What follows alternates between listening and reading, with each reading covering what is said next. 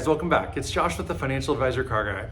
This week we're going to talk about interest rates. So when it comes to buying a home, buying a car, borrowing money, period, interest rates are directly impacting what your monthly payment's going to cost. So for example, if I wanted to go buy a new car today, I go to the dealership and I say, hey, I really want that pickup right there on the lot.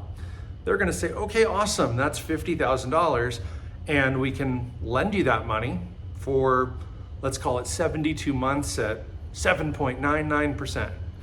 And I'm going to say, man, what are the payments? And there we have it. So if they offered me that exact same truck for $50,000 with a 0% interest rate, the math is really easy, right? $50,000 divided by 72 months, and that's my monthly payment. But when they start calculating interest into it, your payment changes quite a lot. It's quite a lot. So what we know is as the year progresses, we're going to have a presidential election here in just a few months. And the feds have been telling us for a while now that they're planning to cut rates. Now, I had analysts in my life tell me as much as 18 months ago we should have seen the first cut. And every time they got close to cutting rates, they decided to pump the brakes a little bit because they don't want to see inflation ramp back up. Now you might be saying, Josh, a gallon of milk and a loaf of bread and a dozen eggs are more than I've ever paid. And that would be true, or very close to it. But what would end up happening is if they did cut those rates, people's buying power grows because now I can go buy that truck at 0% or 2% instead of 8%. And I'm gonna start stimulating the economy, which is a good problem to have. But what ends up happening is then supply and demand. And people who have good credit and can borrow or buy with cash or very little debt drive the prices of everything up. If you think back to the pandemic, cars were ridiculous, right? I bought this car, I could have sold it maybe a month later and made like $8,000 or $10,000. Probably should have in hindsight. But I love the car and it's been great. And if I wanted to sell it today, I could probably get pretty close to what I paid for it. But that's besides the point. Interest rates are the focus today. So we're gonna talk a little bit about what that looks like on a longer term scale. So let's dive right in. Let's start with this presidential election. Now we are told that sometime around the election, either right before or right after, it is super likely that the feds are going to step in and make a rate cut. Now I would say that that's a positive thing because we need them cut, right? If you were to go buy a new house, right, you're gonna pay a huge interest rate. You're gonna buy a vehicle, huge interest. If you have debt on a credit card, you are losing your mind because it's costing you a lot of money. So we need rates to come down a little bit. We need a little bit of a reprieve.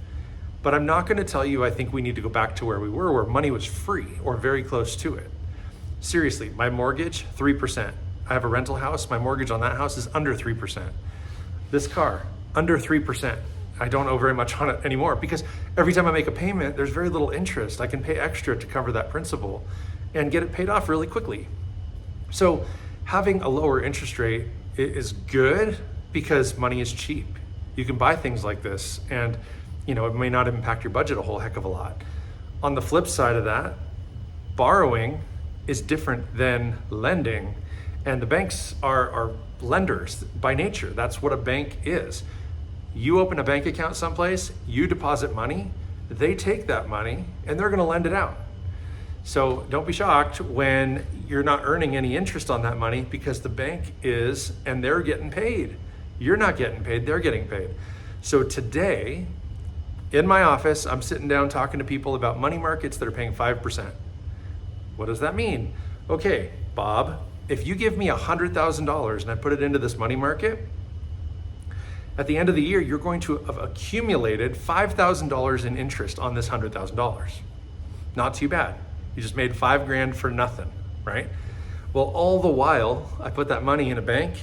That bank is lending out that money, maybe earning 7, 8, 9%, 10%, whatever it is.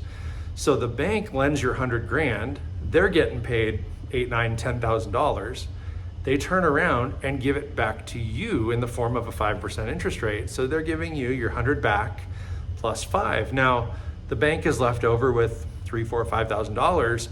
It was never their money to begin with. So they've literally created wealth. They've just created money by lending yours. They act as a true middleman. So when rates are high like they are today, right, we don't want to carry a lot of debt. Now cash is king because it's paying you interest if you've got it in the bank, and it's avoiding you paying a lot of money in interest and debt. So there's a happy balance or a juggling act, if you will, that needs to be followed to some degree. And I would say that under normal circumstances, if somebody can keep 10 to 20% of their liquid assets in cash, that's great. You can do alternative assets, you can do stocks, bonds, mutual funds, you name it. There's ways to invest the balance. And if it's long-term serious money, it shouldn't sit in cash, because we're in a unique time right now where cash will make you money, but we know that's going away. So part of the conversation today with clients is, how much cash do you need and how long do you need it for?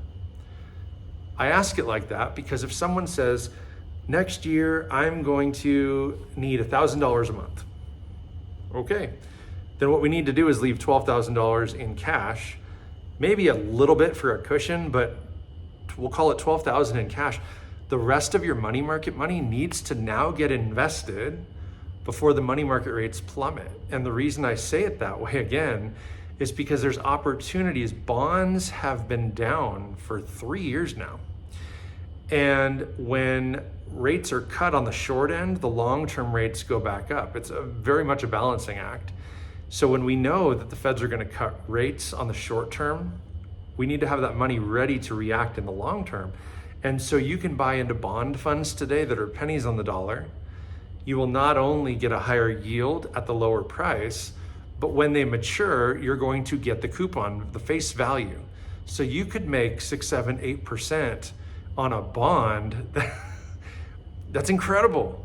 And it's not near as risky as a stock that's going to pay you 7, 8, 9, 10%. And so bonds are a really important way to diversify your portfolios. And right now, I would tell you that it's a really good time based on different circumstances, of course, right? This is generic information. But if there's ever a time to put cash back to work in a safe way, it's now, because you can get into bonds before they rally back, before they rebound. You're going to earn a pretty good interest rate on the yield. But then again, you're also going to have that capital appreciation as those share prices rise. And I would tell you that that's just a guess, but at the same time, we know to some degree that's how it's going to work. It's happened before, right? When money, cash is paying well, people pull their risky investments in. You know, maybe I sell my volatile stock and I put it into a money market or a CD or something where I can earn 5 to 6% very, very safely. That sounds pretty good. Then when rates start cutting and I can't earn 5% any longer, I'm going to move right back to the market. I'm going to put it right back into the stock. When you look at the S&P over the last however long, right, it averages like 12% a year long-term, 11+% a year long-term. And so if you can avoid some volatility for a year or two by moving it to a money market, cool, you can do that. But I think where people get stuck is they don't want to move back. So that's the conversation, and that's where people maybe need to be nudged a little bit, because there's an opportunity today that may go away the moment the Feds start cutting rates. So that's really my concept for you guys today. That's all I got. I'm not going to get into anything more. If you guys have questions, feel free to reach out. You know how to get in touch with me, but comment down below. Don't forget to like, subscribe.